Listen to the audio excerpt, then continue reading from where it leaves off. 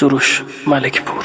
حیف اون عشقای من واسه تو هدر شدن، دیگه احساسی نداره واسه بالا پر شدن. حیف اون غرور من لهش زیر پای تو، دیگه بس سحر و افسون عاشقیمون ناتموم. بعد از این اسمای ما رو دیگه با هم نمیارم، حتی بعد مرگمونم ما رو با هم نمیذارم. قسمت هر دوتامونه سوختن و همیشه باختن. بعد از این اسمای ما رو دیگه با هم نمیارم، حتی بعد مرگمونم ما رو با هم نمیذارم. قسمت هر دوتامونه سوختن و همیشه باختن.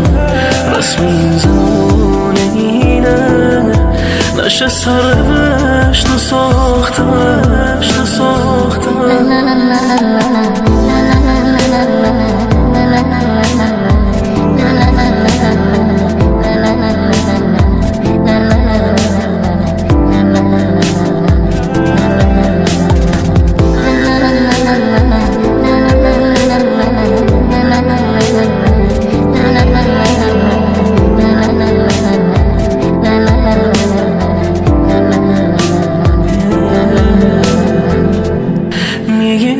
قلبم از تو نگو که چه حسی داری، پس بده امانتیمو دیگه لازمش نداری.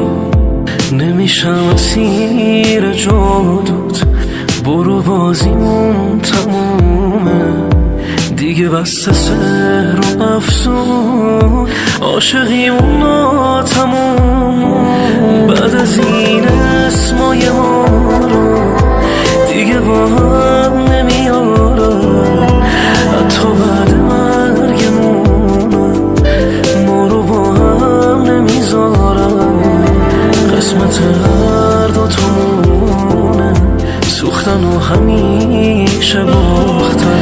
بعد از این اسمای ما رو دیگه با هم نمیارم، حتی بعد مرگمونم ما رو با هم نمیذارم. قسمت هر دوتامونه سوختن و همیشه باختن. رسم این زمان اینه نشه سرنوشت و ساختن.